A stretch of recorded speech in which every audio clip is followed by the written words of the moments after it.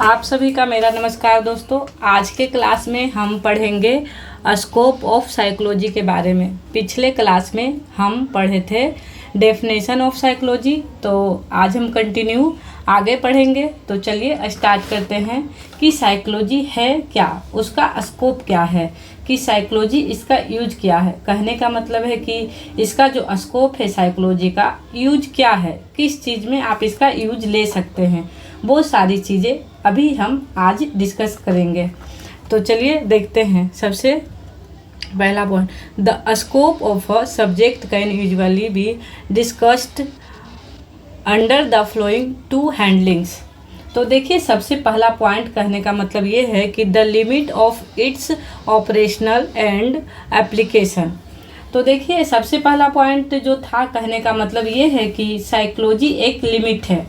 Psychology एक limit है। Psychology एक लिमिट कैसे है, ध्यान रखना कि जो भी आप ऑपरेशनल मेथड का यूज कर रहे हो उसके बाद में क्या हो गया, आपका एप्लीकेशन का मतलब ये है कि नर्सिंग में आप कैसे साइकोलॉजी को एप्लीकेबल कर सकते हो। मतलब किस जगह जो आपकी साइकोलॉजी एप्लीकेबल है और किस जगह जो आपकी साइकोलॉजी एप्लीकेबल नहीं है, और कौन कौन से जो आपके ऑपरेशनल मेथड है उन्हीं मेथड का आप क्या कर सकते हो, उन साइकोलॉजी के अंदर यूज कर सकते हो। वो क्या होगा, limit of its operation and application, की इसकी अप्लाई करने के लिए, ऑपरेशनल मेथड को यूज करने के लिए ये क्या होती है, लिमिट होती है। नेक्स्ट अपन देखते हैं the branches topic and subject matter with which it deals.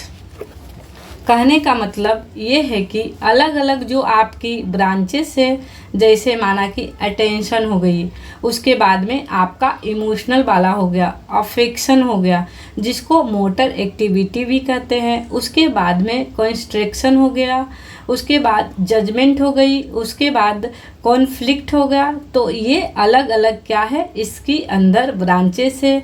उसके बाद अलग अलग क्या है, इसके टॉपिक हैं, जैसे एम्बीवैलेंस हो गया, ईगो की डिफेंस मैकेनिज्म हो गई, साइको एनालिटिक थ्योरी हो गई। ये सभी चीज़ों को क्या करना है, डिस्कस। उसके बाद में subject matter with which it deals, कि आपकी जो सब्जेक्ट मैटर है नर्सिंग के अंदर क्या क्या चीज़ें का यूज किया जा सकता है, उन सभी को आपको क्या करना है, देखना है। तो ये दोनों मैंने इसके क्या बता दिए कि इन दोनों चीज़ों को आपको क्या करना है, स्कोप के अंदर डिस्कस करना है। तो ये देखिए, the field of operational and application the subject psychology is too vast. कहने का मतलब है कि जो आपका साइकोलॉजी जो इसमें मेथड यूज कर रहे हो, वो जो इसका काफ़ी जो वाइड वेस्ट है। अब देखना क्या है, ये जो चीज़ें क्या है, अब देखेंगे। सबसे पहले लिखता है कि कैसे यूज करेंगे किसी भी टॉपिक का, उसके अंदर देखना सबसे पहली चीज़ें लिखी है। अब इसका मतलब क्या है, it study describe and explain the behaviour of living organism. इसका मतलब पहला स्कोप इसका क्या हुआ कि किसी भी पर्सन की जो बिहेवियर है उसकी बिहेवियर को क्या करना है, स्टडी करना है। उसके बाद में उसका बिहेवियर को कैसा हो सकता है उसको डिस्क्राइब करना है, ये भी बिहेवियर है। उसके बाद में क्या करना है, एक्सप्लेनेशन देना है किसी भी पर्सन का बिहेवियर के, कि कोई भी पर्सन अपने बिहेवियर को कैसे अपडेट कर सकता है।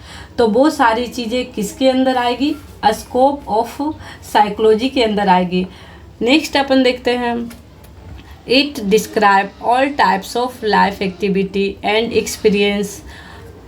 दूसरा इसमें क्या लिखा है कि साइकोलॉजी के द्वारा आप क्या कर सकते हो, किसी भी टाइप की लाइफ में होने वाली एक्टिविटी है और होने वाले जो एक्सपीरियंस है उसको आप क्या कर रहे हो, डिस्क्राइब कर रहे हो।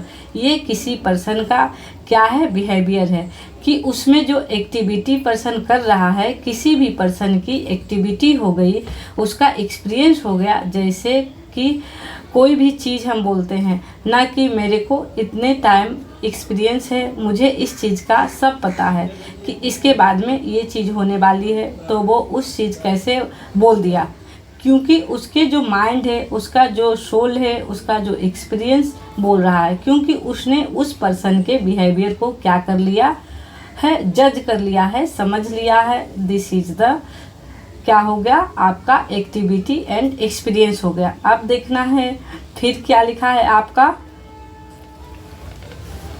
वेदर कॉग्निटिव कॉग्निशन मिस इसकी एक्टिविटी को क्या करना, जांचने के लिए साइकोलॉजी का यूज हो सकता है। फिर कौन सा कॉग्निटिव और अफेक्टिव कर लिखा है, इम्प्लिक्ट और एक्सप्लिक्ट, इम्प्लिक्ट और explicit, conscious unconscious and subconscious of living organism.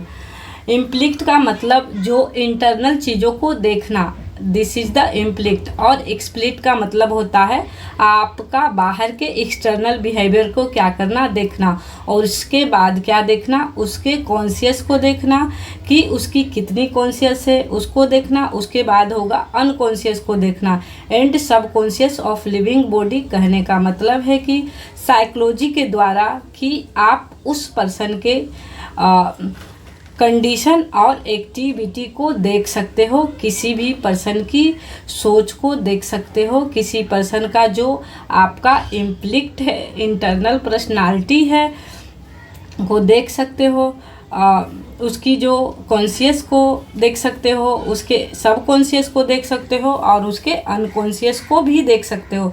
This is the scope of psychology. उसके बाद नेक्स्ट अपन देखते हैं, it's study not only human behaviour.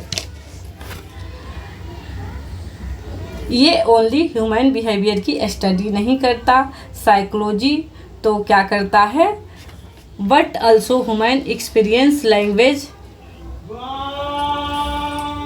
कि किसी भी पर्सन के एक्सपीरियंस से उस एक्सपीरियंस को क्या किया जाता है, साइकोलॉजी के अंदर काउंट किया जाता है। And language other forms of communication, psychologists are interested in individual differences। किसी भी टाइप की लैंग्वेज होगी, किसी भी टाइप का कम्युनिकेशन हो गया, किसी भी टाइप का एक्सपीरियंस हो गया, इन सभी को किसके अंदर काउंट किया जाता है, ये ध्यान रखना है, उस पर्सन का बिहेवियर उस पर्सन के साइकोलॉजी के अंदर काउंट किया जाता है। उसके बाद देखेंगे नेक्स्ट पॉइंट क्या लिखा है, psychology are interested in the individual.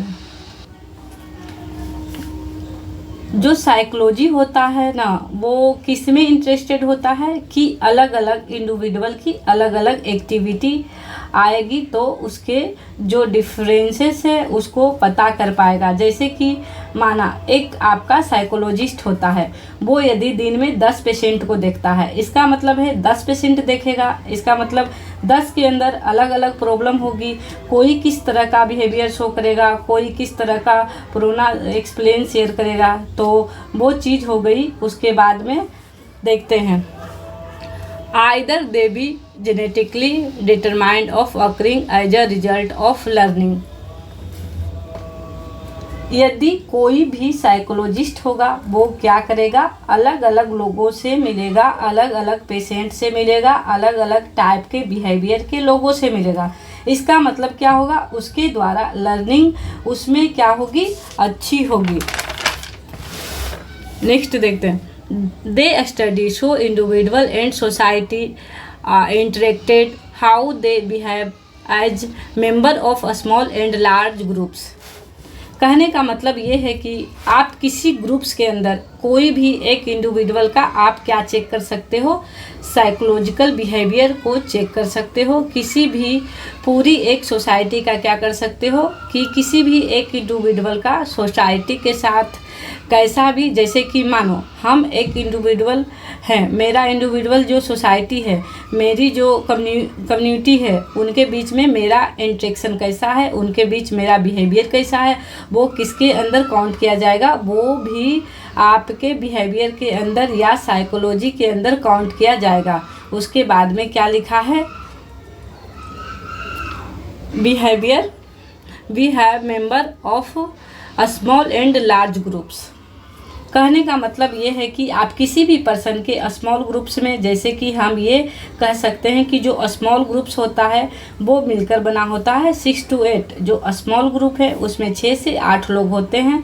सबके बिहेवियर एक जैसा होगा क्या? नहीं, कोई बिल्कुल अच्छा होगा, कोई बिल्कुल शांत होगा, कोई बिल्कुल ख़राब होगा। ख़राब मतलब क्या होगा? मतलब उसका जो बिहेवियर है, जो उसका एक्सपीरियंस है कैसा होगा? बैड एक्सपीरियंस होगा। उसकी हिस्ट्री होगी, वो कैसी होगी? बैड हिस्ट्री होगी। ये भी किसके अंदर होगा? स्कोप ऑफ साइकोलॉजी के अंदर होगा। नेक्स्ट देखते हैं, it imply to all living creator by all the almighty irrespective of their specific caste, color, age, sex, mental और फिजिकल स्टेटस।